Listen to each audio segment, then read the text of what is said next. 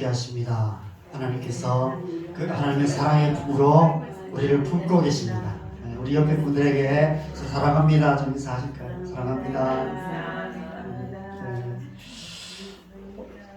오늘은 우리 요한복음 계속해서 이제 우리 요한복음을 보고 있는데 요한복음 1장 14절부터 18절까지 말씀을 함께 보려고 합니다. 요한복음 1장 14절부터 18절까지 말씀입니다. 공사하는 소리가 들리네요. 네. 자, 요한복음 1장 14절부터 18절까지 말씀을 우리 함께 한 목소리 읽겠습니다. 시작. 말씀이 육신이 되어 우리 가운데 거하시매 우리가 그의 영광을 보니 아버지의 독생자의 영광이요 은혜와 진리가 충만하더라. 요한이 그에 대하여 증언하여 외쳐 이르되 내가 전에 말하기를 내 뒤에 오시는 이가 나보다 앞선 것은 나보다 먼저 계심이라 한 것이 이 사람을 가리킴이라 하니라. 우리가 다 그의 충만한 데서 받으니 은혜 위에 은혜로라.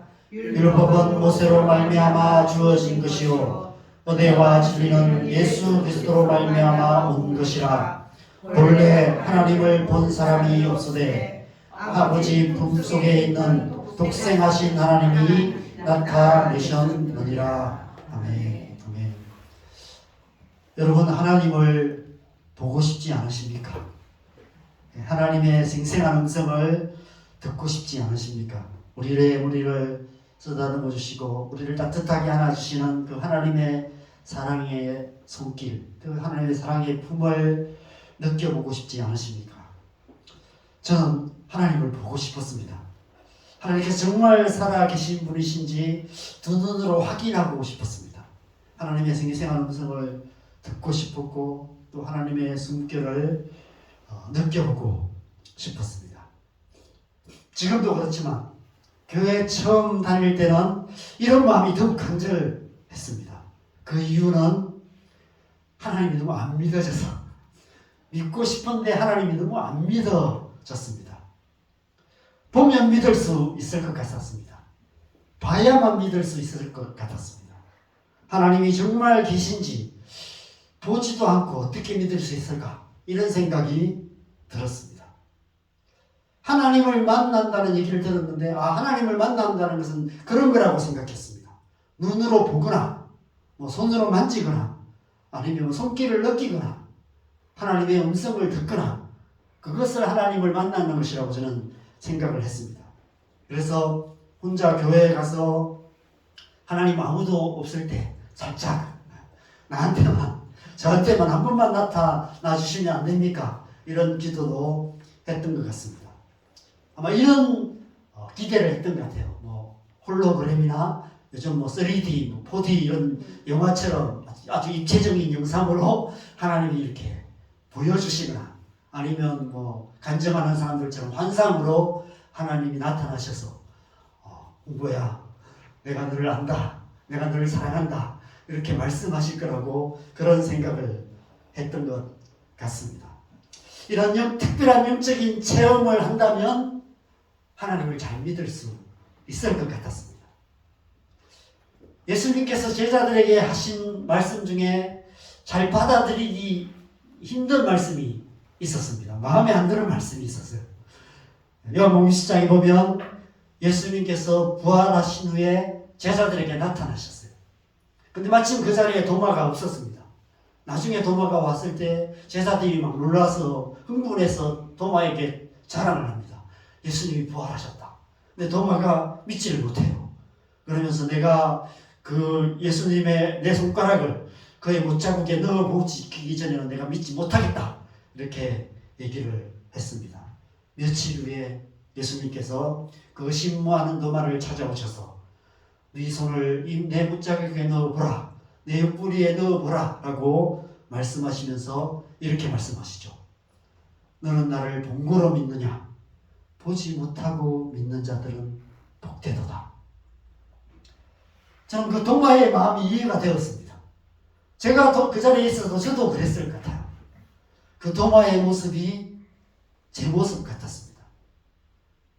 도마에게 오셔서 그 못자국을 보여주셨던 예수님께서 제게도 그래 주셨으면 좋겠다. 이런 생각을 많이 했습니다.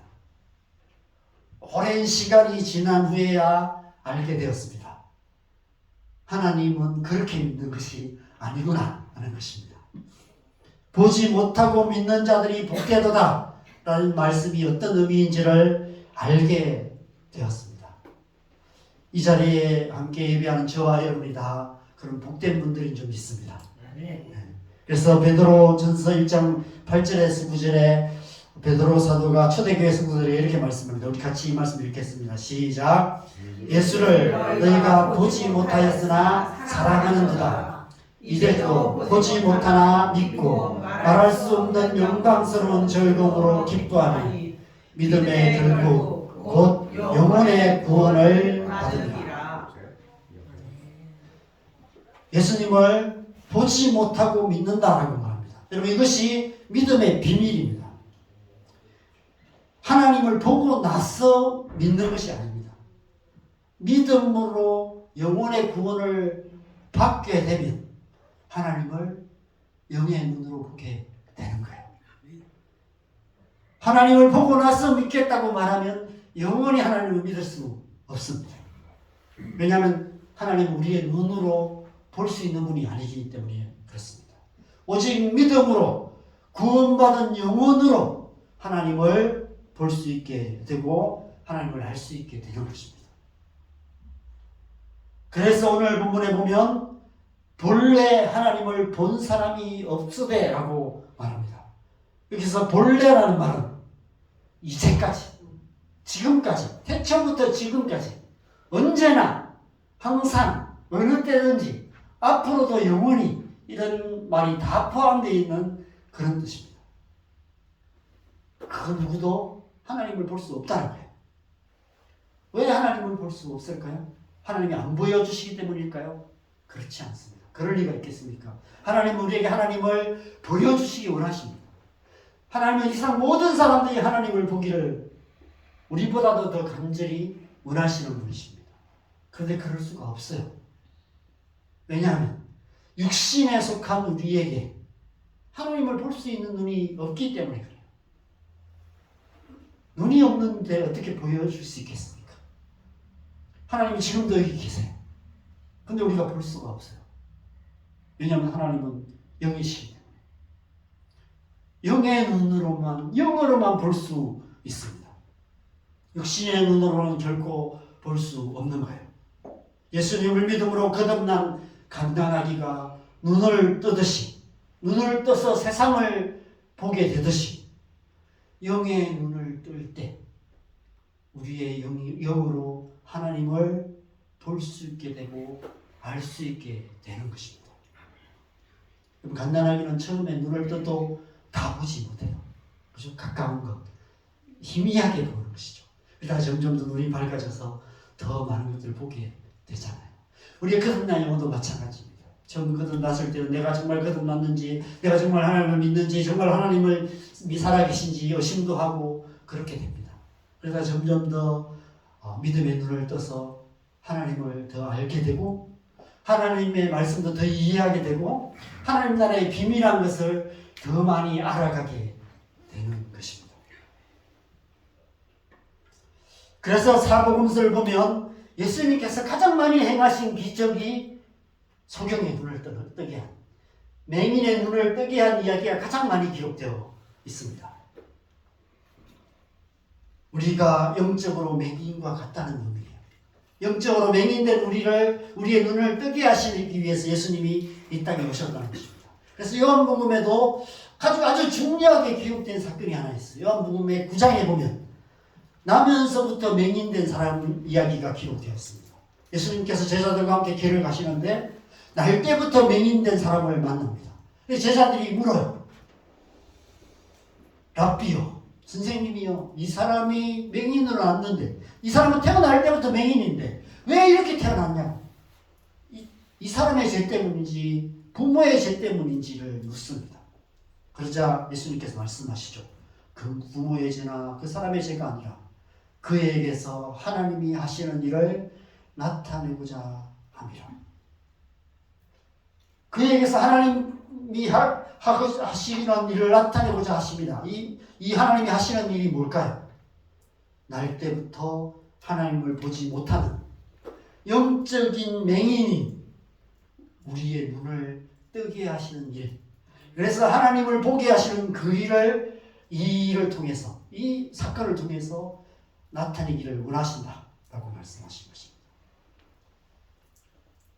여러분, 태어날 때부터 맹인인 사람에게 빨간색이 어떤 건지, 파란 하늘이 어떤지, 해지는 저녁의 그 석양의 아름다움이 어떤지를 알게 할 방법이 있나요?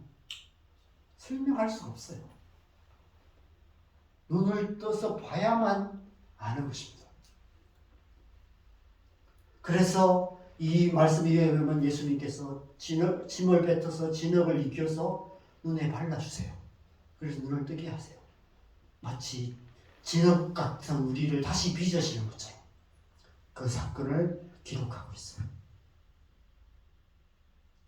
날 때부터 맹인인 이 사람의 이야기를 통해서 나타내고자 하시는 하나님의 일, 바로 우리, 진흙 같은 우리를 다시 빚으셔서 하나님을 보는, 하나님을 아는 자가 되게 하신다는 것입니다.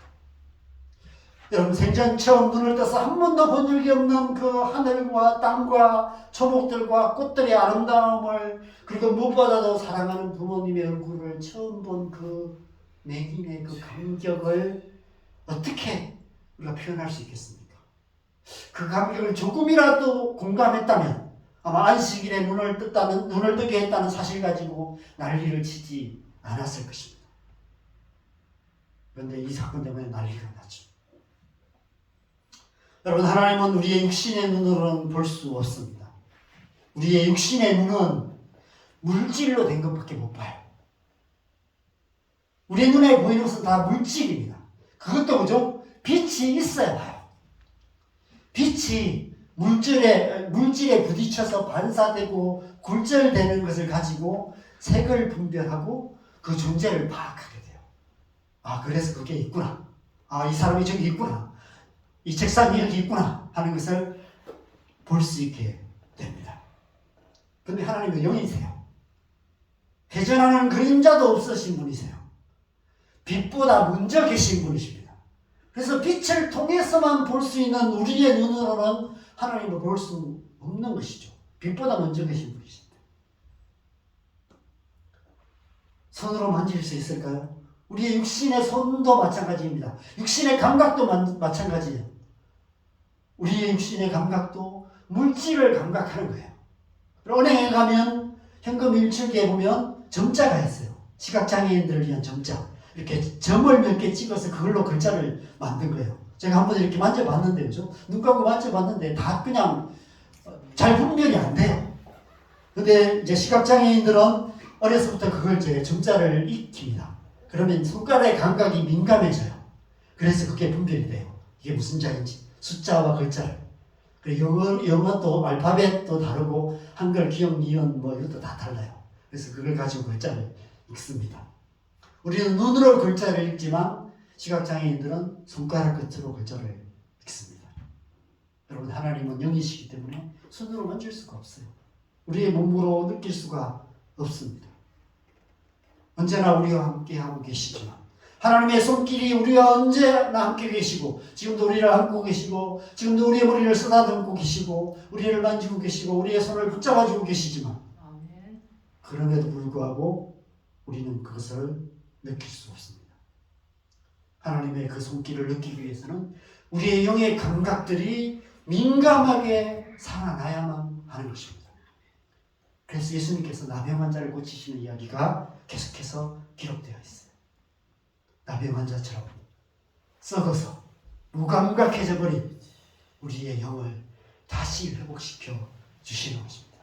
그래서 하나님의 그 존재와 하나님의 그 손길을 민감하게 느끼고 분별할 수 있게 만드시겠다.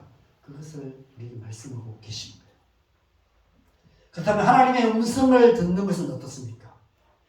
많은 사람들이 하나님의 음성을 들었다라고 간증을 합니다. 제가 사역했던 선교단체에서는 그런 분들이 많이 계셨고 또 그런 주제의 강의도 많이 있었습니다. 저도 그 강의를 많이 했습니다. 많은 사람들이 오해를 합니다. 마치 우리에게 귀로 듣는 것처럼. 왜 음성이라는 단어 자체 때문에 자꾸 오해를 해요. 저도 그랬던 것 같아요. 하나님의 음성을 마치 귀로 듣는 것처럼 그렇게 듣는 거라고 오해를 했던 것 같습니다. 제가 청교단체에 처음 가서 훈련받을 때 하나님의 음성 듣는 법이라는 강의를 듣고 굉장히 큰 충격을 받았어요. 한 번도 들어보지 못한, 교회에서 못 들어봤던 강의였습니다. 저는 그 강의가 제 신앙의 답을 다 얻은 것 같았어요. 이거다! 라는 생각을 했습니다. 하나님의 음성만 잘 들으면 만사형통할 것 같았습니다. 저희 부모님이 이제 지금은 딸기 농사를 하고 계시는데, 그때만 해도 벼농사를 지었고요. 겨울에는 마늘, 양파 농사를 지었어요. 한 20년 동안 지었던 것 같아요. 제가 그래서 고등학교 때, 학교 다닐 때 가서 이제 수확철이면 양파 뽑고 같이 이렇게 팔러 다니고 이랬던, 경운기에 싣고 중국집에 배달하러 다니고 이랬던 기억도 있습니다. 근데 아시다시피 양파, 마늘은 파종 시기가 똑같아요. 수확하는 시기도 똑같아요. 그래서 둘 중에 하나 선택을 해야 돼요. 양파를 많이 심을 건가? 마늘을 많이 심을 건가? 아니면 반반 심을 건가? 그냥 마음 편하게 반반 심으면 좋겠는데 또 그게 사람의 욕심이 그렇잖아요. 왜냐하면 한 해는 양파 값이 비싸고 한 해는 마늘 값이 비싸고 이렇거든요. 그게 또 주기적으로 반복되는 것도 아니에요. 몇 년은 또 양파 값이 비싸다가 또 갑자기 양파 값이 폭락하고 이래요. 왜냐하면 전국적으로 양파, 마늘을 심는 농부들이 있으니까 이분들도 이제 머리를 굴리세요. 올해는, 내년에는 뭐가 비쌀까?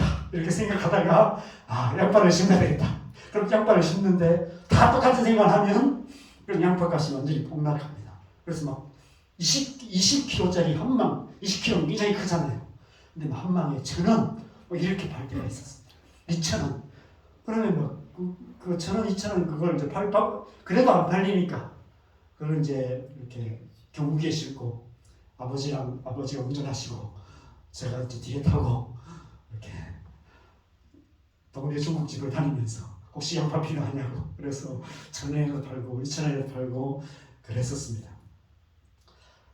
한 20년 지었는데 제 기억으로는 한 번도 맞추신 적이 없으셨어요. 두 분이서 이제 철이 되면 머리를 맞대시고 계속 옥신각신 하세요. 아니다, 양파다. 마늘 심어야 된다. 막 이렇게 두 분이서 옥신각신 하시는데 나중에 보면 결국 제대로 못 맞추셔서 후회하시고 그때 가셔서 내가 양파라고 했잖냐고 마늘이라고 했잖냐고 이렇게 서로 원망하시고 그러시는 모습을 제가 많이 봤습니다. 제가 그 강의를 들으면서 하나님의 음성만 잘 들으면 농사를 지어도 쉽게 돈을 벌 수 있겠다 이런 생각이 들었습니다. 기도 열심히 하면 하나님의 음성을 잘 들을 수 있을 거라고 생각했습니다. 하나님, 양파입니까? 마늘입니까? 그렇게 기도하면 하나님께서 그 옛날 엘리야에게 세미한 음성으로 말씀하신 것처럼 올해는 양파다. 그러면 이제 제가 아버지의 전화해서 제가 기도해 봤는데 하나님께서 올해는 양파다라고 말씀하셨습니다. 그럼 이제 아버지가 양파를 심으시면 양파값이 비싸지면 안 믿으신 우리 부모님이 정말 하나님이 살아계시는구나 하는 것을 알게 되고 쉽게 가정도 복음화되고 우리 집도 부자가 될 수 있겠다 이런 생각을 했던 것 같습니다. 그래서 신앙이 아주 단순한 목표가 생겼습니다. 내 신앙의 목표는 하나님 음성 잘 듣는 거다. 그래서 제가 이제 그날부터 이제 그것을 훈련하려고 했었습니다. 그래서 하나님 오늘 학교 가야 됩니까? 말아야 됩니까? 이거 묻다가 학교 결석하기도 하고 또 이렇게 지하철 앞에서 하나님 이번 차 타야 됩니까? 다음 차 타야 됩니까? 그거 묻다가 아무 말 없으셔서 지각하기도 하고 그래서 그해 학점이 올C를 맞았습니다. 그래서 하나는 D를 맞고 하여튼 올C, CD, 시들시들 그냥 평점이 한 2.5가 떨어졌어요. 그 전에 제가 그 전 해에는 장학금을 받았거든요. 그런데 그 해에는 제가 이거 훈련하느라고 학교를 못 갔으니까 지각하고 맨날 이러니까 학점이 완전히 바닥을 쳤습니다. 많은 사람들이 이 음성이라는 단어 때문에 마치 하나님께서 우리에게 이렇게 가까이 오셔서 우리 귀에 대고 속삭이는 목소리로 그렇게 말씀하시거나 아니면 우리만이 들을 수 있는 어떤 소리로 들리는 거라고 생각을 합니다. 그런데 여러분, 우리 귀는 뭐죠? 이 귀에 들리는 소리는 어떤 파동, 공기의 파동을 통해서 우리에게 이렇게 전해지는 거예요. 그래서 그 공기의 파동이 그 높낮이가 그 높낮이의 크고 작음이 우리의 이렇게 고막을 울리는 그것이 우리의 뇌로 신호로 전해지면 우리 그 소리가 분별이 되는 것입니다. 그런데 하나님의 영이시기 때문에 하나님의 말씀을 하심에도 불구하고 하나님의 음성이 그 소리의 공기의 울림을 통해서 우리에게 전해지는 것이 아닙니다. 그래서 하나님의 음성은 우리의 영으로만 들을 수 있어요. 우리의 영이 우리 안에 계신 성령의 인도하심을 받는 것, 그것이 하나님의 음성 듣는 거예요. 그래서 하나님의 음성 듣는다는 말을 너무 이렇게 잘못 사용하기 때문에 자꾸 오해를 하는 것입니다. 그냥 성령의 인도하심을 받는 거예요. 성령을 인도하심을 받아서 살아가는 것입니다.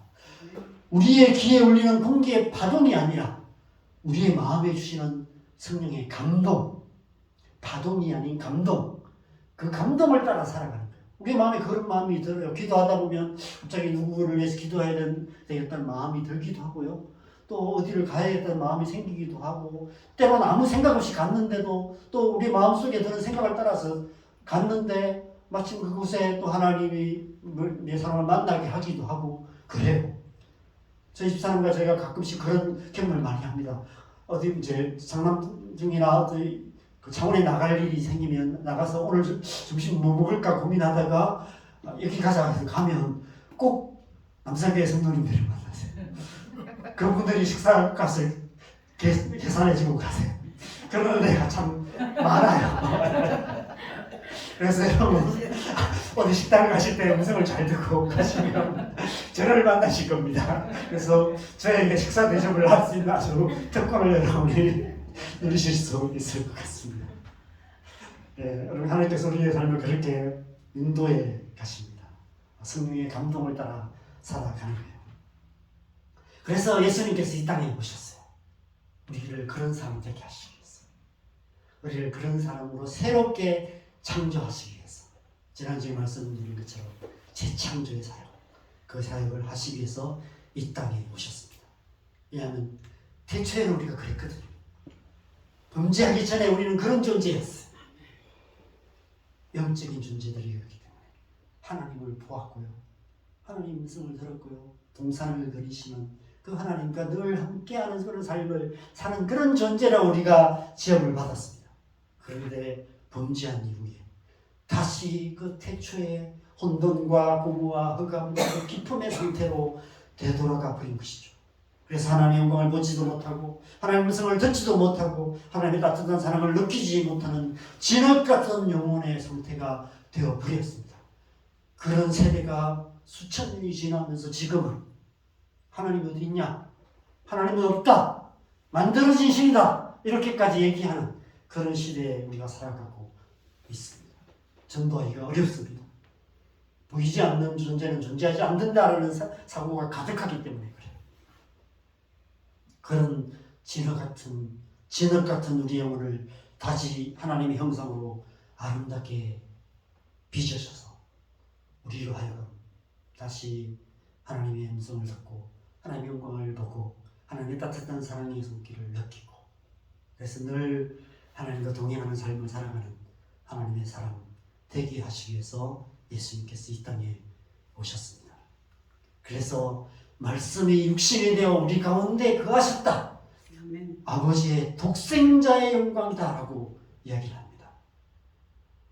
18절에서는 아버지 품속에 있는 독생하신 하나님이 나타내셨다, 하나님을 나타내셨다라고 이야기를 합니다. 여기서 이 독생자, 독생하신 이 독생자라는 단어는 헬라어로 모노게네스라는 단어입니다. 그런데 사도 요한만이 이 단어를 예수님께 사용하고 있어요. 사도 바울도 그렇고 다른 복음서에도 예수님에 대해서 이 독생자라는 단어를 쓰지 않아요. 우리 독생자를 많이 쓰기 때문에 성경에 이 단어가 많이 나올 거라고 생각하는데 그렇지 않아요. 사도 요한만이 5번에 걸쳐서 이 단어를 써요. 오늘 본문의 이 2번, 그리고 요한복음 3장에 2번, 그리고 요한일서 4장에 1번, 이렇게 5번에 걸쳐서 모노게네스라는 단어를 예수님에 대해서 사용하고 있습니다. 그래서 요한일서 4장 9절에도 이 말씀이 있습니다. 같이 읽겠습니다. 시작. 하나님의 사랑이 우리에게 이렇게 나타난 바 되었으니 하나님이 자기의 독생자를 세상에 보내심은 그로 말미암아 우리를 살리려 하심이라. 왜 다른 복음서나 사도 바울도 쓰지 않고 있는 단어를 사도 요한은 나중에 이 요한복음과 이 요한일서, 이서삼서 그리고 요한계시록을 기록하면서 이 단어를 의미 있게 사용하고 있을까요?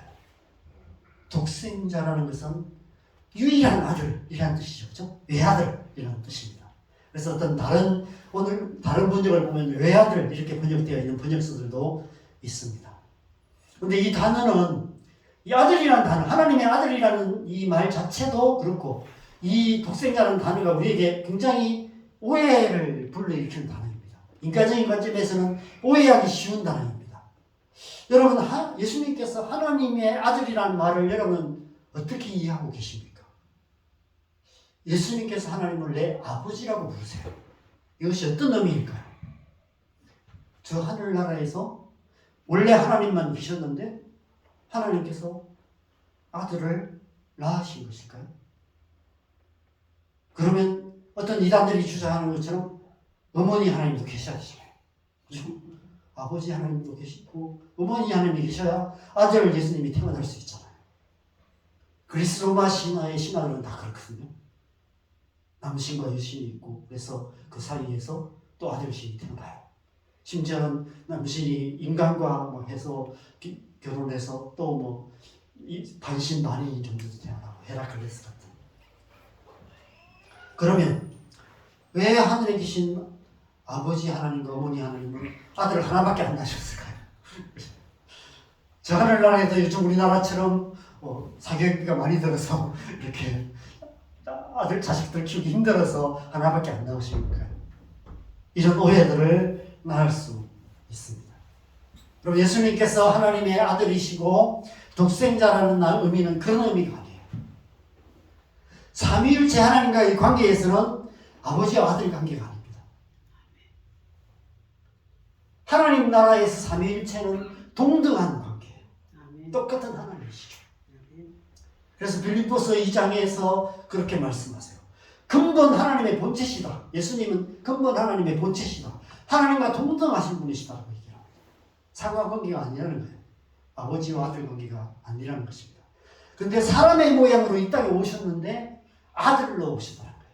하나님의 아들로. 저 하늘나라에서 하나님과 동등하게 계셨던 삼위일체 하나님 중에 한 분이 이 땅에 오실 때 사람의 모양으로 오신 것입니다. 그것을 우리는 성육신이라고 하죠. 근데 혈통으로나 육정으로나 사람의 뜻으로 나온 것이 아니라 하나님의 자녀로 아들로 동정녀 마리아에게서 하나님의 아들로 이 땅에 오신 것입니다. 왜 아들로 오셨을까요? 아들은 아버지의 형상을 그대로 닮은 게 아들이에요. 예수님께서 하나님의 아들로 오셨다는 것은 태초에 우리를 창조하셨던 그 형상, 하나님의 형상으로 이 땅에 오셨다는 것입니다. 아담의 형상 그대로 범죄하기 전에 아담의 형상을 가지고 이 땅에 오셨다는 것입니다.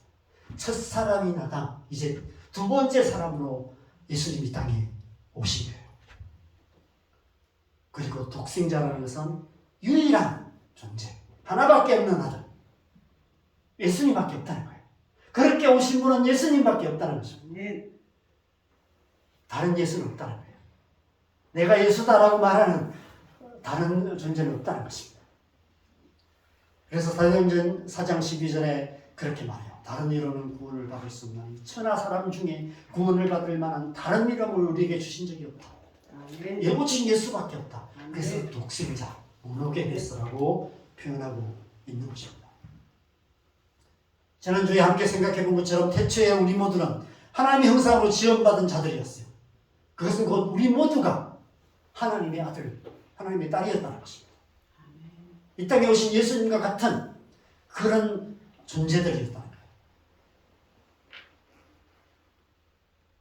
그런데 죄로 인하여 하나님의 형상을 잃어버리게 되었어요.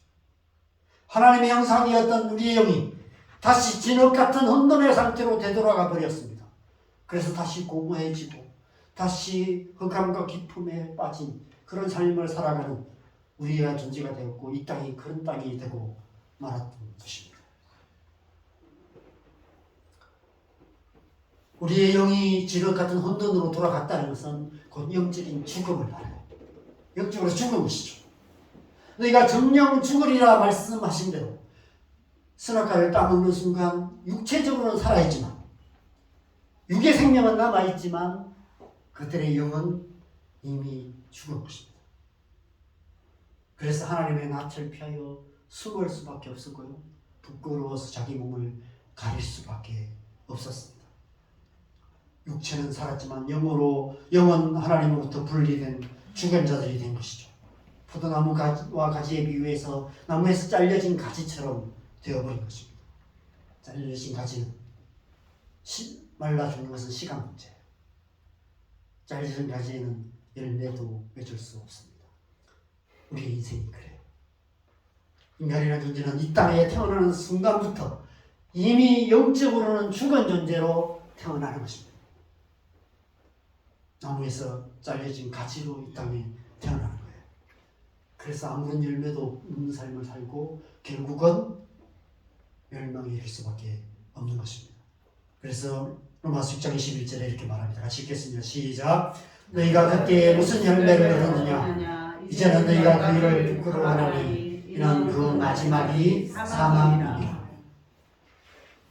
혈통으로나 육정으로나 사람의 뜻으로 이 땅에 태어나지만 그 안에 하나님의 생명이 없기 때문에 하나님의 영이 없기 때문에 강아지나 송아지나 고양이 새끼나 모든 동물들과 다를 바 없이 그냥 생물학적인 생명만 가지고 태어나서 살다가 때로는 짐승나도 못한 삶을 살다가 결국 죽음으로 끝나는 것이 인간이라는 존재라는 것입니다. 그때 우리가 그런 존재였다는 것이죠. 여러분 생물학적인 관점에서 보면 사람이나 동물이나 별 다를 바 없어요. 그래서 진화론이라는 주장이 나오게 되는 것입니다. 이 세상의 동물들을 일정한 규칙과 순수대로 배연해 보면 결국은 사람이라는 존재는 머리 좋은 원숭이에 불과해요. 우리 사는 지구에 있는 모든 생명체 중에 가장 진화된 동물이 되는 것입니다. 그런 법칙이 생겨요. 그게 진화론인 것입니다. 정말 그럴까요? 그럼 정말 인간이란 존재가 그런 고등동물에 불과할까요? 그래서 예수님께서 이 땅에 오셨어요. 하나님의 형상으로 오셨습니다. 너희가 그런 존재가 아니라는 것을 우리에게 보여주시기 위해서요. 하나님의 형상을 직접 보게 하시고 손으로 만지게 하시고 귀로 듣게 하시기 위해서 독생하신 하나님께서 스스로 나타내신 것입니다. 그래서 요한 1서에서는 이 사실을 이렇게 요약해서 말해요. 요한 1서 1장 1절에서 2절 말씀 같이 읽겠습니다. 시작. 태초부터 있는 생명의 말씀에 관하여는 우리가 들은 바요 눈으로 본 바요 자세히 보고 우리의 손으로 만진 바라 이 생명이 나타내신 바 된지라. 이 영원한 생명을 우리가 보았고 증언하여 너희에게 전하노니 이는 아버지와 함께 계시다가 우리에게 나타내신 바 된 이시니라. 너희는 머리 좋은 원숭이가 아니다. 나를 봐라. 나와 같이 너희는 잃어버린 하나님의 아들, 딸들이다. 너희 안에 잃어버린 하나님의 형상을 다시 회복시켜 너희를 나와 같은 하나님의 자녀가 되게 하기 위해 내가 이 땅에 왔다. 라고 예수님이 말씀하시는 것입니다. 그래서 하나님의 아들로 독생하신 독생자로 이 땅에 오신 것입니다.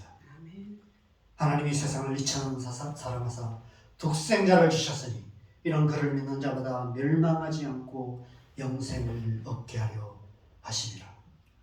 누구든지 독생하신 하나님이신 예수님을 믿으면 영생하게 되는 것입니다. 아멘. 우리 안에 성령을 주셔서, 예수님께서 우리 안에 성령을 주셔서 다시 혼돈으로 돌아가 버린 진흙 같은 우리 영혼을 새롭게 빚으셔서 하나님의 형상으로 만드시고 영원한 생명을 누리게 하시는 것입니다. 그래서 오늘 본문은 이 사실을 구조적으로 이렇게 표현하고 있어요. 14절에 보면 아버지의 독생자의 영광이다, 은혜와 진리가 충만하다 라고 말씀합니다. 그리고 17절과 18절에 이렇게 표현해요. 은혜와 진리는 예수 그리스도 말미암은 것이다. 그리고 독생하신 하나님, 제일 바깥에 아버지의 독생자가 있습니다. 그리고 그 안쪽에 은혜와 진리가 라는 말씀이 있어요. 그리고 그 한가운데 16절이 있어요. 우리가 다 그의 충만한 데서 받으니 은혜 위에 은혜로다. 뭘 의미할까요? 한가운데 성령의 은혜가 있다는 것입니다. 은혜 위에 은혜, 성령의 충만함을 받아서 우리가 하나님의 자녀가 되어 하나님의 자녀답게 살아가게 만들어 주신다는 것이죠. 그래서 제가 지난주에 나눴던 그림으로 표현하면 이렇습니다. 우리가 지난주에 여기까지 했어요. 혼돈과 공허와 흑암과 깊음 가운데로 다시 들어가 버린 우리 가운데 예수님께서 생명의 빛으로 오셨습니다. 독생하신 하나님이 육신을 입고 이 땅에 나타나셨어요. 은혜와 진리가 충만하십니다. 은혜 위에 은혜가 우리 안에 충만하게, 예수님 안에 충만하십니다. 우리가 예수님을 믿을 때 우리가 이러한 존재가 되는 거예요. 그래서 앞에 우리 오늘 본문은 바로 이 그림대로 말씀의 구절을 만들어 놓고 있습니다. 한가운데 은혜 위에 은혜, 성령의 은혜가 충만해요. 우리가 이러한 존재가 되어서 이 세상 가운데 빛된 삶을 살아갈 수 있게 되는 것입니다. 아멘. 이 일을 위해 예수님께서 오신 것입니다. 독생하신 하나님이 이 땅에 하나님을 나타내신 것입니다. 누구든지 예수님을 통해 하나님을 보게 되고 하나님을 알게 됩니다. 누구든지 예수님을 믿으면 하나님의 자녀가 되는 것입니다. 그 가운데로, 이 한가운데로 우리를 부르시고 계시는 거예요. 충만한 은혜의 가운데로, 은혜 위에 은혜, 이 안으로 우리를 초청하고 계십니다. 하나님의 자녀로 충만한 은혜 가운데 거하라고 말씀하시는 것이죠. 독생하신 하나님께서 그 아버지의 품으로, 그 하나님의 중심으로 우리를 이끌어가고 계시는 것입니다. 갈라디아서 3장 26절 말씀 같이 읽겠습니다. 시작. 너희가 다 믿음으로 말미암아 그리스도 예수 안에서 하나님의 아들이 되었으니. 아멘. 누구든지 예수님을 믿으면 바로 하나님의 아들이 됩니다. 바로 저와 여러분 모두가 예수 그리스도를 믿음으로 하나님의 자녀가 된 것입니다. 그래서 우리는 하나님의 자녀답게 살아야 하는 것이죠. 빛의 자녀답게 빛된 삶을 살아가야 하는 것입니다. 그러기 위해서는 우리 안에 은혜 위에 은혜, 바로 성령의 충만한 은혜가 필요한 것입니다. 성령의 은혜가 우리 안에 임할 때, 그 은혜가 우리를 충만하게 하실 때 하나님 주시는 그 은혜, 그 사랑에 힘입어서 하나님의 백성으로, 하나님의 백성답게 살아갈 수 있는 것입니다. 우리가 매주 예배하는 이 시간이 은혜 위에 은혜로 충만하게 되는 그런 시간 되기를 바랍니다. 아멘. 그래서 우리가 이 어두운 세상에 빛된 삶을 살아가는 저와 여러분 되시기를 주님의 이름으로 간절히 축원합니다. 함께 찬양하겠습니다. 우리 아까 찬양했던 찬양 전서가 171장을 다시 한번 찬양하고 함께 기도하는 시간 갖겠습니다.